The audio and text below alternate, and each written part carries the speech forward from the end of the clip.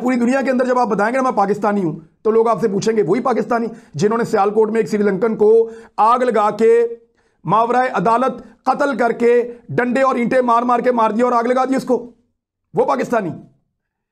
आज जब आप कहेंगे दुनिया को हमें फैटफ की ग्रे लिस्ट में क्यों रखा है, मैं इंडिया के खिलाफ रोजाना खबरें चलाता हूं कि वहां पे हिंदू जो है वो हिंदुत्व के नाम के ऊपर अकलियतों को मार रहे हैं। अब किस मुंह से हम बात करें इस बारे में?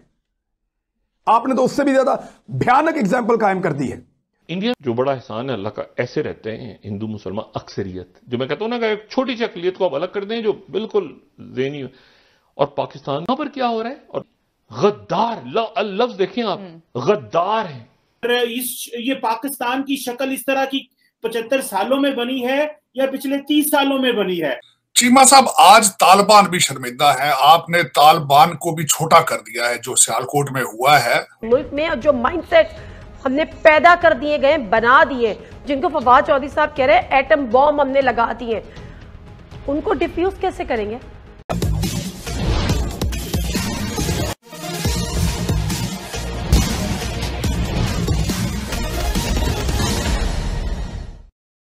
चौहत्तर साल बाद पाकिस्तान के लोगों को अब यह एहसास होने लगा है कि भारत से अलग होना उनकी एक गलती थी, और उससे भी बड़ी गलती यह हुई कि इस्लाम के नाम पर पाकिस्तान को बनाया गया।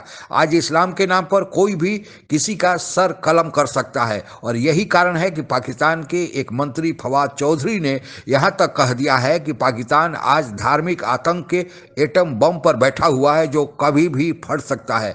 ऐसा उन्होंने क्यों कहा, आइए आगे जवाब तलाशते हैं। जो मैंने आपसे बात की ना कि अच्छा, ये इंडिया में भी मेजॉरिटी इस बात को शुक्र है कि नहीं मानते हैं वहां पे भी लोग। जो बड़ा एहसान है अल्लाह का, ऐसे रहते हैं हिंदू मुसलमान अक्सरियत, जो मैं कहता हूं ना कि एक छोटी सी अकलियत को आप अलग कर दें जो बिल्कुल ज़हनी। और पाकिस्तान में भी एक, लेकिन यहां पर क्या हो रहा है, और गद्दार लफ्ज देखें आप, गद्दार है, गद्दार, गद्दार की सजा मौत है। ये तो बनाना रिपब्लिक बन गया है। इस मुल्क में फिर कोई भी महफूज नहीं रहेगा। यहां चौक से आप गुजर रहे होंगे, मैं आपसे बात कर रहा हूं, आपसे मुराद कोई भी शख्स जो इस वक्त देख रहा है, आप में से कोई भी किसी चौक से गुजर रहा होगा, किसी शख्स को आप पे गुस्सा होगा, वो आपके ऊपर पेट्रोल फेंक के आग लगाएगा और नारा लगा देगा कि आपने गुस्ताखी सहाबा या गुस्ताखी रसालत की थी, या आपने इस्लाम की गुस्ताखी की थी, और सारे लोग उसके साथ मिल जाएंगे। और फिर आपकी बात सुनने वाला भी कोई नहीं होगा, आपके खानदान को इंसाफ देने वाला भी कोई नहीं होगा, क्योंकि आपको गुस्ताख करार दिया जा चुका होगा बगैर किसी अदालत के, बगैर किसी ट्रायल के, बगैर किसी तहकीक और तफ्तीश के। आपकी लाश जल जाएगी सड़क के ऊपर पड़ी होके, कोई आपको बचाने भी नहीं आएगा। पुलिस वाले लोग खड़े होकर तमाशा देखेंगे, और फिर आपकी लाश के साथ, जलती हुई लाश के साथ लोग वहां पे सेल्फियां बनाएंगे। यह होगा आपके साथ अगर यह मुल्क ऐसे ही चलता रहा तो। रहने की काबिल नहीं रहेगी ये जगह, याद रखिएगा। आज पूरी दुनिया के अंदर जब आप बताएंगे ना मैं पाकिस्तानी हूं तो लोग आपसे पूछेंगे वही पाकिस्तानी जिन्होंने सियालकोट में एक श्रीलंकन को आग लगा के मावराए अदालत कत्ल करके डंडे और ईंटें मार मार के मार दिया और आग लगा दी उसको, वो पाकिस्तानी। आज जब आप कहेंगे दुनिया को हमें फैटफ की ग्रे लिस्ट में क्यों रखा है, मैं इंडिया के खिलाफ रोजाना खबरें चलाता हूं कि वहां पे हिंदू जो है वो हिंदुत्व के नाम के ऊपर अकलियतों को मार रहे हैं। अब किस मुंह से हम बात करें इस बारे में?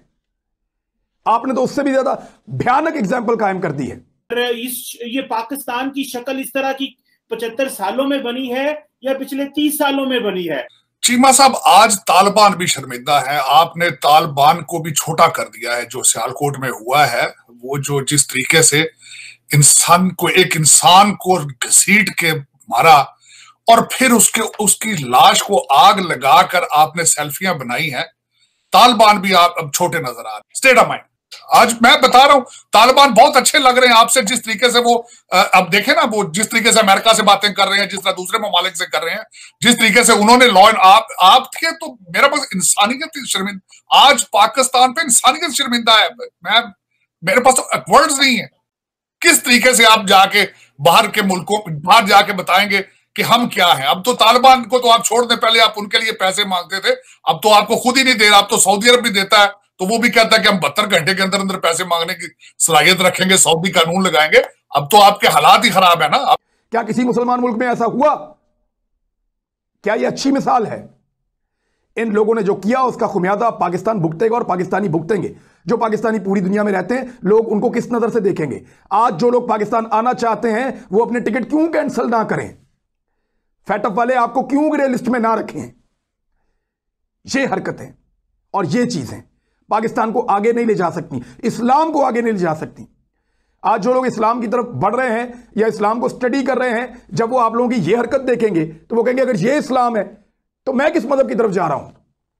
और रियासत ने तो मॉब लिंचिंग के सामने या मॉब जस्टिस जो है उसके सामने ऐसे घुटने टेके हैं कि आज से पहले जितने मामलात हुए, वो सियालकोट में 2 भाइयों को मारा था, कुछ नहीं बना।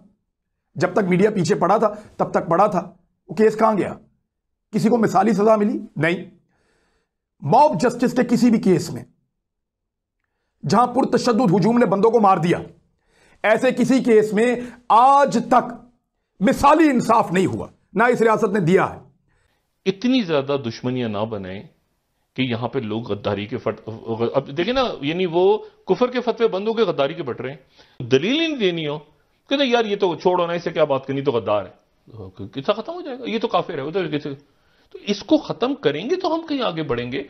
तो मेरी बराह करमी गुजारिश है इमरान खान साहब से भी, अदालतों से भी और अपनी स्टैब्लिशमेंट। दुनिया का कोई भी धर्म बुरा नहीं होता। सारे धर्म आपस में भाईचारे का, सहिष्णुता का, प्रेम और सद्भाव का पाठ पढ़ाते हैं, चाहे वह हिंदू धर्म हो, ईसाई धर्म हो या फिर मुस्लिम धर्म हो। लेकिन समस्या तब शुरू होती है जब उस धर्म के मानने वाले अपने धर्म को श्रेष्ठ साबित करना शुरू करते हैं और दूसरे धर्म के मानने वालों को नीचा साबित करना शुरू करते हैं। और पाकिस्तान में यह समस्या इसके जन्म काल से ही आ गई, क्योंकि पाकिस्तान का जन्म ही 2 कौमी नजरिए के आधार पर हुआ था। यानी पाकिस्तान के बनाने वाले जो संस्थापक लोग थे, उनके दिमाग में यह भावना थी और जिसके आधार पर उन्होंने अलग देश की मांग की थी, उसका आधार ही यही था कि हिंदू और मुस्लिम 2 अलग संप्रदाय हैं और वे एक साथ नहीं रह सकती। कितना हास्यास्पद उनका तर्क था। आज भी भारत में पाकिस्तान के बराबर की जनसंख्या रहती है, कोई समस्या पैदा नहीं होती। लेकिन पाकिस्तान में जो उस समय बना था, उसके संस्थापकों के दिमाग में यह विचार न जाने कहां से आया। लोगों का यह कहना है कि जैसा कि इतिहास के पुस्तक में दर्ज भी है कि यह अंग्रेजों का एजेंडा था कि वे भारत को छोड़ रहे हैं, तो इतना मजबूत भारत अगर छोड़ेंगे तो वह हो सकता है कि उनके लिए भविष्य में एक बराबर का हो जाए या उनसे भी ऊंचा हो जाए या उनके लिए सिरदर्द पैदा हो जाए अपनी ताकत के बल पर। तो उन्होंने भारत को 2 टुकड़ों में बांटने का प्लान बनाया और उसका प्लान यही था कि फिर हिंदू और मुसलमान के आधार पर समाज को बांटा जाए और कुछ मुस्लिम नेताओं को भड़काया जाए कि वे अपने लिए अलग देश की मांग करें। उसके पीछे उनको यह प्रलोभन दिया गया कि आप अगर एक साथ रहोगे तो यहाँ पर हिंदू मेजॉरिटी है, तो कभी भी आपको सत्ता के शीर्ष पर नहीं जाने दिया जाएगा, क्योंकि वोट के आधार पर आपको चुनाव होगा। अगर अलग मुस्लिम देश की मांग आपने कर लिया तो फिर आप हमेशा सत्ता के शीर्ष पर, यानी मुस्लिम लोग ही सत्ता के शीर्ष पर रहेंगे। हालांकि भारत में यह झूठ साबित हुआ और बहुत सारे लोग सत्ता के शीर्ष पर या शासन के केंद्र पर रह चुके हैं। और पाकिस्तान में चूंकि वहाँ धर्म के नाम पर ही, इस्लाम के नाम पर ही वह देश बना, तो वहाँ पर धार्मिक कट्टरता का आना स्वाभाविक था और वहाँ के लोगों ने धार्मिक पंथ के राह पर आगे बढ़ना शुरू किया। और चूंकि उनका प्रभाव जो मुल्लाओं का, कठमुल्लाओं का, शरीयत का चूंकि समाज में बढ़ा, जो धर्म था वह राजनीति से जुड़ गया और फिर उनके मानने वालों की संख्या बढ़ी, उनका वोट बैंक हो गया। तो वहाँ के जो राजनीतिक पार्टियां थी, वोट प्राप्त करने के लिए इन कठमुल्लाओं को या इन धर्म के गुरुओं को अपने साथ मिलाने का काम शुरू किया और फिर इनका राजनीति में प्रवेश हुआ, इनका राजनीति में वर्चस्व बढ़ा और इनकी भी अब सत्ता में बात सुनी जाने लगी।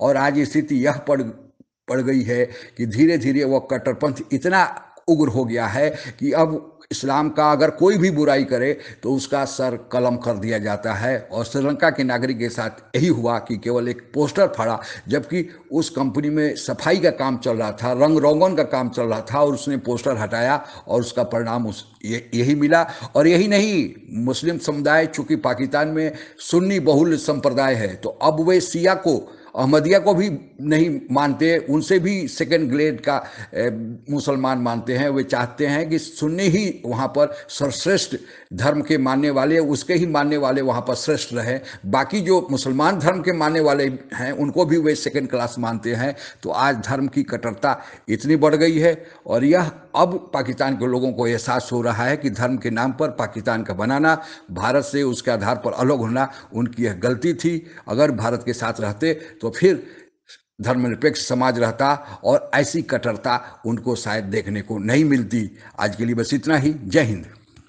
आप अगर हमसे जुड़ा रहना चाहते हैं तो कृपया मेरे चैनल को सब्सक्राइब करें तथा बेल आइकन भी दबा दें ताकि नई वीडियो की जानकारी तुरंत आप तक पहुंच जाए।